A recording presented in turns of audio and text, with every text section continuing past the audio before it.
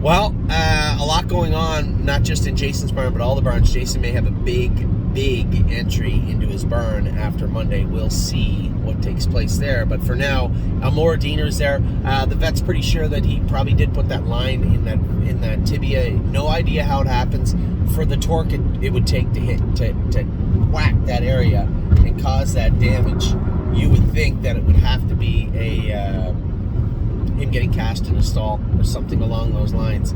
So Amor Diener off for another 2-3 weeks. The vet believes that in another week he'll re-x-ray to see if that line that he thought he saw is not present. If it's not, we can slowly start working him. Yes, he's going to lose some time, but I told Lauren, in fact I threatened Lauren, I said you have 1 month to put weight on him. He's always been a little bit tucked up. He's just not a big heavy trotter. And as I said to her, this is our opportunity to get him bigger. He's feeling good. His head's over the gate. Not sore at all on that lag, but we're very guarded and cautious with him. But I said, now is the time. He's feeling good. Get some weight on him. So hopefully we can accomplish that over the next 3 weeks. Bomb Hugger's actually in Tim's barn today racing in race 2. I'm so excited to race this filly. As I said, I can't have another repeat of the Levitor situation, so I am going to go to Yonkers and race her in her prep race for the Lady Suffolk. I'm not going to race her in the Lady Suffolk. It's not the driving her that's going to be an issue. She's a sweetheart and a Cadillac to drive. It's the equipment, how it's put on, and how she handles the track, especially since her first stake race is in Yonkers. I think I will get them to put her into prep, and I'll fly down to go with Bomb Hugger next week. I just think I should. Confederate Cruiser is on his way to Ontario. He's going to race Monday in London. It's come back terrible. Not the only horses, a couple. We had talked about them now. I was very happy with the improved results, at least time-wise, from 1-2 Skip a Few. Very happy with what I saw from her. I'm now convinced that maybe she was not as ready to go as I thought she was. It's hard to gauge when you're just galloping her. They told me she was sharp, feeling good, very strong. When I trained her in 2-1, she felt strong, but it turned out that maybe the base just wasn't there that I hoped was there, and now she's starting to pick it up. And this is an old school way. You know that old saying, race them into shape? I hate that saying, and I hate doing it, but that's exactly what we're doing with 1-2 Skip a Few. Maybe that's what's happening with this guy, but I doubt it. I went with him today. You know, he's a little moody little bugger now, and he's in with his own kind on Monday in London, and the condition claimer. Those are bad animals. And, you know, he should be better than that, but that's fine. Exactly what we said we would do. Race them where they can win, and he should be very good and competitive in that class. We'll race him 2 or 3 times in there, and then he'll go to the May sale in Springfield. I entered 6 horses in that sale. We couldn't figure out who the 6th horse was, and it just dawned on me. It's Confederate Cruiser, dummy. You just said it. Wow. Jason and I talked for 10 minutes about it. We couldn't figure out who the 6th horse was. It's Confederate Cruiser. Del Breeze, Del Cash, both also entered in the sale. Del Breeze, I think, is a very ordinary type animal. Del Cash, there could be something there. We're going to see. I asked him to re-qualify him this week. Stretch him out a little bit. Don't get away last. Stretch him out a little bit. Tell me what you think. So I'm interested to see how Del Cash does. I'd actually like to come over here and qualify Del Cash and Del Breeze, I suppose. I don't know if I can. I have to see what's on the docket for Thursday. If I can sneak over here, go with them, and come right back to Ontario, because I know I'm going to have Gemstone Ruby Rose in Thursday at Mohawk. If I can get back, great. If the timing just isn't there, then I can. We'll see. There is Gemstone Ruby Rose. She's now in Ontario. On her way to Ontario. She's going to race Thursday at Mohawk. I'll probably put her behind the gate Monday just to see how she likes the big track. She's never seen anything but a half-mile track in her whole life. And although she's not a big filly, I think she'll like Mohawk a lot better, and I think she's got I like this filly. I think there's something there. I like her attitude. I like her optimism. You can see it when she's on the track. Struggled a little bit in the turns, but that might be more maturity, more muscle, more little aches and pains than anything else. And a few weeks at Mohawk might really, really help this filly. So I'm excited to see her not only school a little bit, don't want to go too much, maybe just go off the gate with her a little bit on Monday for Thursday at Mohawk. So as I just said that, she will be tight. Don't worry about that. Grace, James said Grace was fantastic. I think, did he he say fantastic? I believe the word he used was fantastic yesterday. She'll come back with another qualifier, starting the non-winners at 2, starting the non-winners at 3, and that should lead her right into the Ontario Sire Stakes for 2022. Super excited about Grace this year. LD's Patrick. Few little points popped up in his blood. On his blood work that we took yesterday. Nothing that can't be fixed. Just everything. I want to keep an eye on him. His monocytes are up a little bit. Could be a little touch of something going on there, a little sickness going on there. So just excited to see him race on Monday. He's picked to win. We did train him. He is tight. Dominic actually went over and trained him for Jason. I love when our guys chip in and help each other. Jason had some horses over there. Dominic had some horses over there training. It was training day for the baby, so James and I could not go. And Dominic chipped in and trained LD's Patrick. He said, a little on the left line, a little bit. I said, yeah, I don't need to know the mechanics. LD's Patrick, he's set up. He said, well, a little bit left line, which is good because he's usually a little right line, but that might be telling in its own right. And also, is this not Easy Pass? Why are you paying for tickets in here? Oh. LD's Patrick, so he'll race on Sunday or Monday night. Pick to win non-winners class. Really, really excited to see LD's Patrick race. What is this person doing? Now I know why people get so angry in these lineups. You're not supposed to be paying there. Up you go. What is wrong with this thing? Oh, that's what happened. Okay, you gotta back up there, dear. Didn't take my Easy Pass. What is this lady behind me doing? Maybe that's what happened. I wish you could see the lady. She's right behind me and refuses to back up a little bit. Oh well. For some reason, it's not picking up the Easy Passes. So whoever that lady is that was in front of me that I may have mumbled something under my breath, I apologize. Where were we? So LD's Patrick in Monday night. Thank you, dear. Thank you. So LD's Patrick in Monday evening. This where it goes. In Monday evening and picked to win. So good luck with him. I love this horse. He's really grown on me. Obviously for a number of reasons. Anytime you pick up a horse like him, you guys heard me raving about Laugh Now the other night. It wasn't an exceptional mile.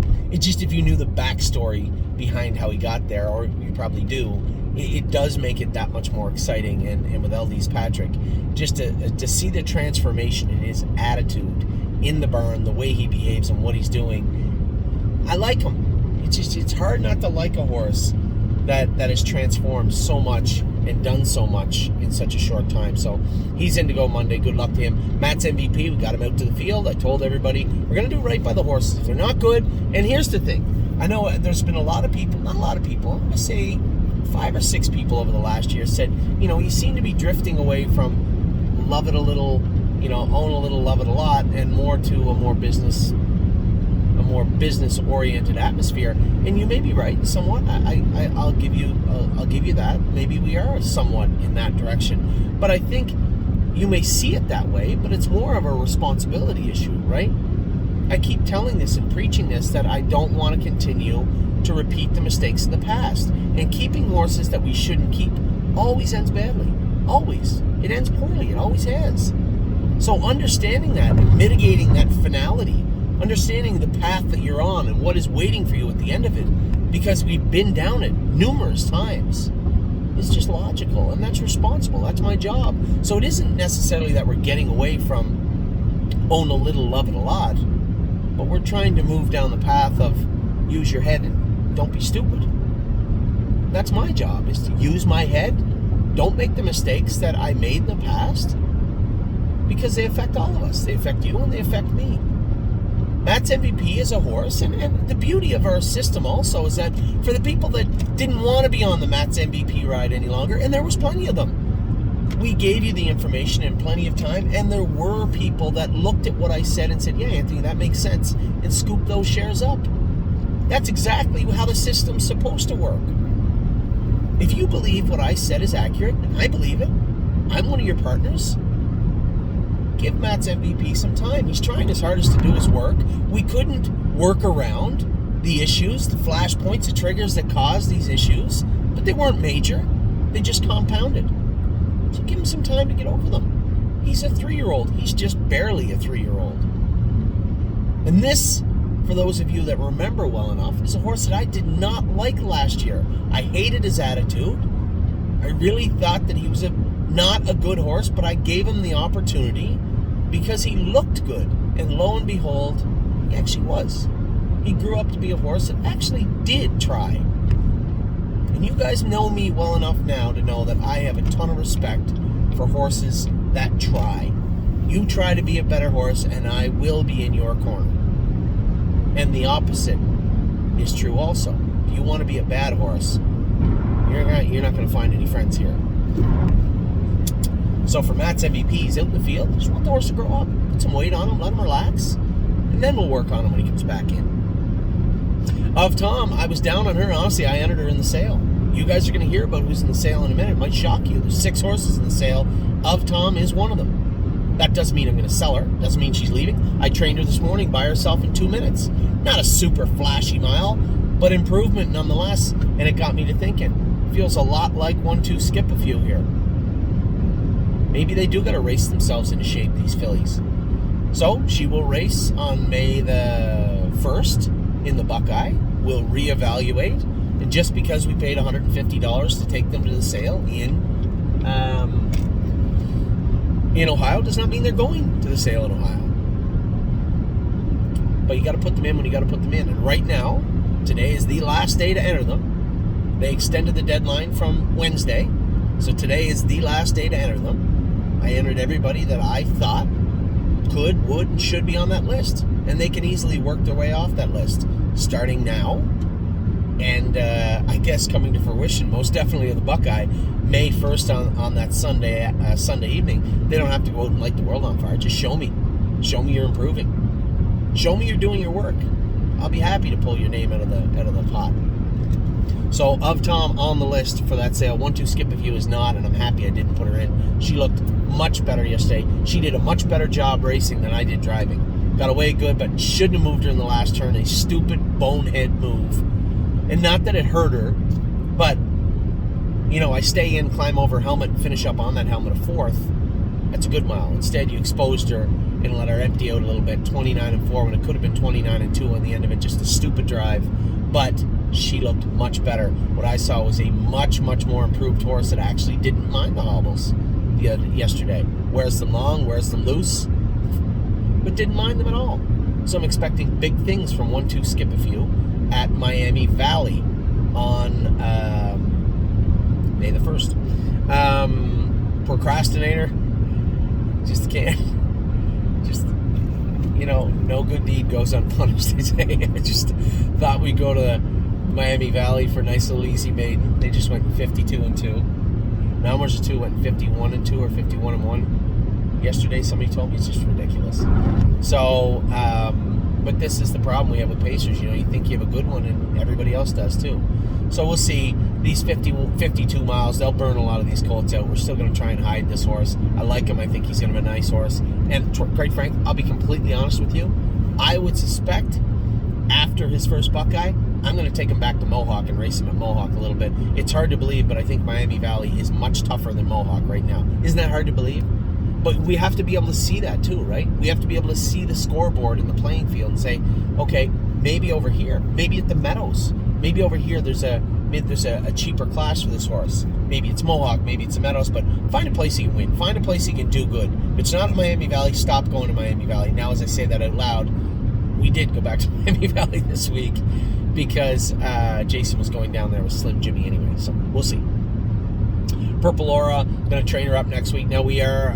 I'm glad that Johnny actually put the bug in my brain about racing them in the Buckeye. I really wasn't going to race both Purple Aura and Sweet on Pete in the Buckeye. I just wasn't going to do it. I was going to race them in the Sires, and once that door was open, once I looked in there, yeah, you're right. You're absolutely right. So there we have 5 for the Buckeye the first night. Gemstone Ruby Rose can't go. She's not qualified fast enough. She made the break the other day. I don't want to get her some starts at Mohawk anyway. Stretch her out. She's not going. Of Tom is going. Isa 10 is going. Purple Laura is going, Sweet on Pete is going, and 1-2 Skip a Few. They'll all be in to go at Miami Valley on May the 1st. I'm in PEI the night before. Amy and I, can't believe my wife agreed to it.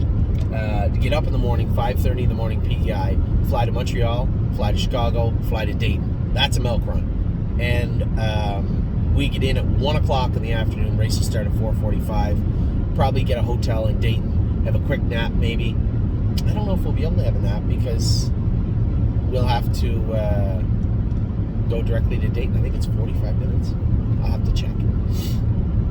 Anyway, I love that she's coming, though. The reason she's able to come is because we weren't originally going to fly home from PEI until the Monday, but changed that when I realized that the Buckeye was actually on Monday. Or on Sunday, sorry. So Purple Laura is going to the Buckeye on May the 1st. Royston's Punch is one of those 6 horses entered in the sale on May the 7th. I didn't lie to anybody. I was very clear. He hurt himself in the last race. He's rehabbing, and he's getting ready to start back work, and he is. He'll probably win the pool next week. They say his legs are healing up good. He's walking good on them now, so that's good. That's a step forward, but at the same token, I don't really want to go down that path, right? We're heading into the heat of the summer where they're going to go fast. It's probably going to be another couple of months to rehab this horse properly, and I just don't think we will. Where are we at here? Slim Jimmy will be racing this week. I know a lot of people were maybe a little dismayed at the way Tony Hall drove the horse the other day, but I kind of asked him to drive him that way. I mean, it was pins and needles till we knew we'd get in the final of the Hackett, but I don't really care about the Hackett. I care about Slim Jimmy, and 55 last half, 56 last quarter, 28-1. Yeah, that's kind of how I wanted him to race. I'm glad he made the final, and there's going to be no cakewalk, and quite frankly, Slim Jimmy's probably going to be 8 or 10-1 and should be. I don't want him to trot in 53 if he can, or 54. We have the Sire Stakes coming up. I hope he draws 1 through 5, gets a real good trip, and gets some money. If he wins, great. I don't want him first over. I'd rather him not be on the front. We'll see how Slim Jimmy races. And I'm saying this to you in third person because I'm not going to drive Slim Jimmy. I can't go drive Slim Jimmy. I got a lot on my plate this week coming up. And May the 7th is his first Sire Stakes, which I can't be there for either because May the 8th is our open house. And Slim Jimmy, of all horses, is the type of horse that probably shouldn't need me there. Happy to drive him. I think I can do just fine with him. So can Tony Hall. He knows him better now. He drove him last week. He's coming in a little sharper. I expect good things from him, but I don't expect him to go and jog in the Hackett. No, he'll be competitive, but I do expect him to be 105% for May the 7th. Stay close. I can't help but feel I made some missteps here. We missed putting him in last week at Northfield. We opted to try and get in at Miami Valley. He didn't get in at Miami Valley, so we put him in at Northfield. Then he drew 7. I feel that it was a bad combination there. And I feel there's a spot for him. Maybe this horse, because he doesn't have a ton of actual money made, he should actually be racing in Ontario on that non-winners of 5 or 80, where Eldise Patrick is. So we may do some shuffling over the next week, and you'll probably see Stay Close entered into Mohawk in his next race. A legitimate nice horse will get him probably back to Mohawk, but I guess that depends on how he races in Northfield on Sunday evening. Stonebridge Simba will likely be on the move also. I told everybody, likely heading to the Saratoga Plain Ridge area. I know we had a number of people. Some people reach out and say, Anthony, I don't want a New York license. I'm not getting one for Stonebridge Simba. Okay, I can't. I'm not going to argue with you on that, but he is going there, so you'll probably see some shares of Stonebridge Simba listed for sale this week, and that's a New York problem. The fact that our clients would rather sell their shares than possess a license in New York says a lot about the state of New York. So if somebody in the New York Racing Commission is out there somehow watching this video, we literally have clients that would rather sell their horse than go to your state. And that's unfortunate and sad, but that's the reality of the situation right now. So Stonebridge Simba will be going to the Saratoga / Plain Ridge type situation, and we have another couple of horses that are in the same type of situation also that will be going there. So quite frankly, pay attention to the videos, because I think after Saturday evening, that may be his last start. Sunday evening, Saturday evening will be his last start in Ontario, I believe, for the stable.ca and Stonebridge Simba. Sweet on Pete, as I just said, is going to the Buckeye on May the 1st. Logical, I appreciate, and I'm glad I had the conversation with Johnny, because I really think At that point, I just was zeroed in on the Sire Stakes. She'll get there. Purple Aura and Sweet on Pete are Sire Stakes fillies. Make no mistake. I think racing them in the Buckeye, their first start, makes all the sense in the world. Especially Purple Aura. She's a little bit behind Pete, and then you get Pete coming off that miscue or first start. We're going to change those shoes back to those pin bars, work on her feet, and get her back down to Miami Valley. Track's hard down there, really hard. Twinbee Habanero trained the other day.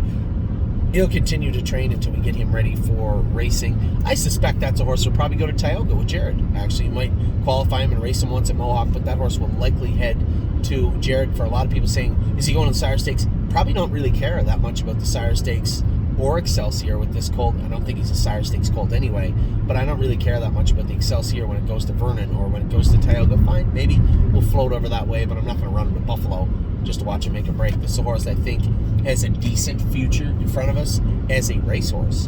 And I think in Tioga, numbers 1, numbers 2, type 3 company, I think he'll be very effective.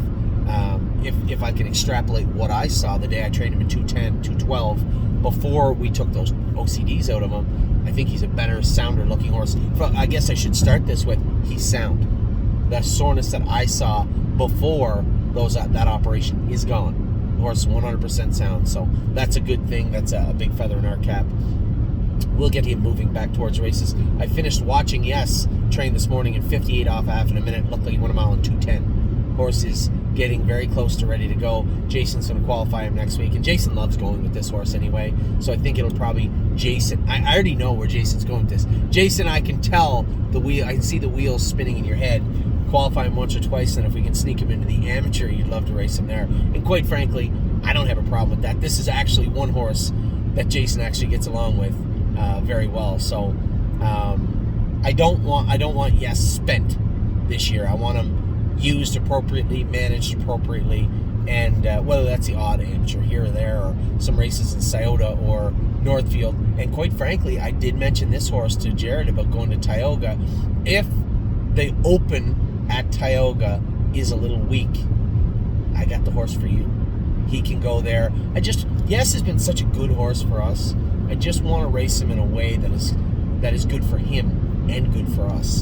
And I think looking at the entire, as I said the word before, the entire playing field in front of us, I think we have to look at every jurisdiction, every track, every open, every backup class, and say, okay, where does he fit the best? Tioga may be the place for him. I don't know yet. We have a number of horses that could fit that bill, like a Sailor or any of those top flight, high speed horses could fit into one of these places, and one of them will likely go to Tioga. So Jason will likely qualify Yes next week. As I said, he likes the horse. Yes and him have been together for a long time. I think they've actually dated longer than Jason has dated any female I've ever remembered dating. So that's his longest relationship. Has been with Yes, for sure. 3 years now you're going on. No, that's not true. No, it's not true. But it's, as I said, I was joking, but at the same token, Jason knows the horse very well. They both get along very well together. And, if we found him in an amateur once in a while with Jason, it really wouldn't bother me that much. So that is Jason's barn in its entirety. As I said, there may be a massive addition to Jason's barn here in another week or so. We'll see how that plays out over the weekend and into the first part of the week. I will talk to you all very soon. I hope you're having a great weekend. I hope you had a great weekend.